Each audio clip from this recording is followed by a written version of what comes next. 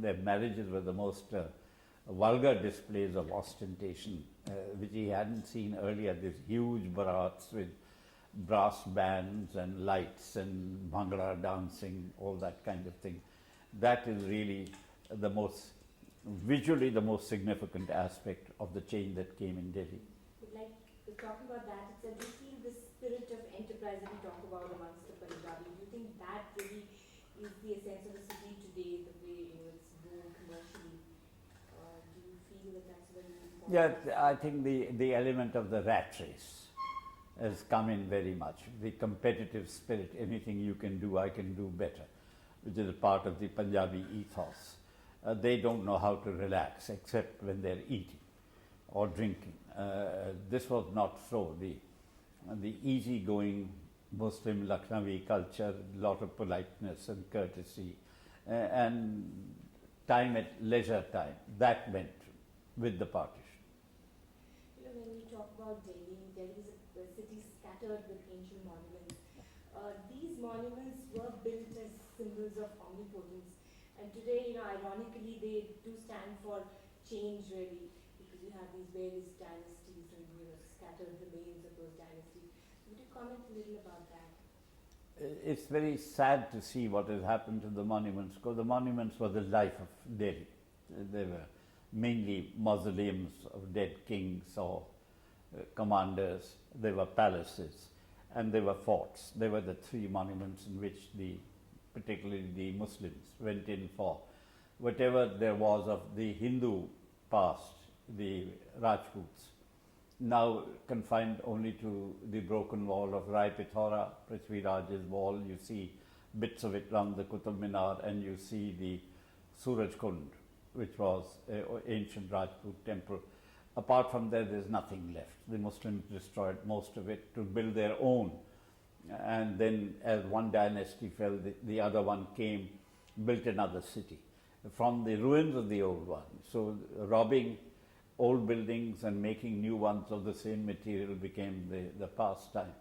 It's only when the Mughals really established themselves that we had this solid Shah Jahanabad with red walls and the palaces inside, the Jama Masjid and Zenat Masjid. Many others. The most beautiful buildings really came with the Mughals, with Humayun onwards. I think mainly Shah Jahan.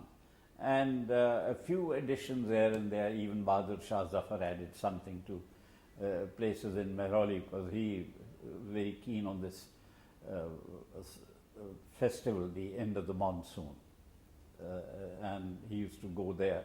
And by then, his time, the culture had become very joint Hindu-Muslim. So you saw many mixtures of festivals. And he went, I think, Phool Walon Ki Sair was the procession led by courtesans of Delhi, right up to Mehrauli and the Dargah there. And the celebrations were of the rains.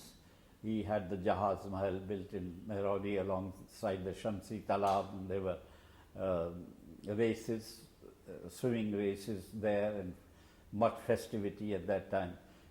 By then, Bahadur Shah become the ruler only of this little part of the city. They said by his time of his father or grandfather, the Mughal rule extended from the Red Fort to Palam and no more. The rest was British, Rajput, Maratha, Rohilla, Sikh. Delhi had become a little island of Mughal glory. Do you know, when most of these monuments, if you look at, say, right from the beginning, from the Qutub Minar or the Red Fort or even Latin's Delhi, they're such grand, imposing structures as if they are here to be forever. Yeah. So that's what I'm asking about. Well, that's right. They show the transitoriness of human power. I mean, they destroyed these Hindu and Jain temples around the Qutub Minar and named it Quwwatul Islam, the might of Islam. Now, where is the might of Islam? It went soon after. And ironically, they put the iron pillar, which is a Hindu monument, right in the middle of the Quwwatul Islam, not knowing what it was. So you have to take it all in your stride.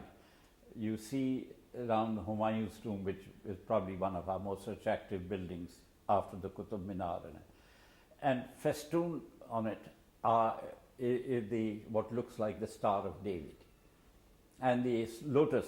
Because the craftsmen were all Hindu. The Star of David is a Hindu monument, emblem of the 12 seasons, and the lotus is almost entirely a Hindu emblem. You see in many pillars the elephant saluting, the trunk going. So the mixture had come willy-nilly.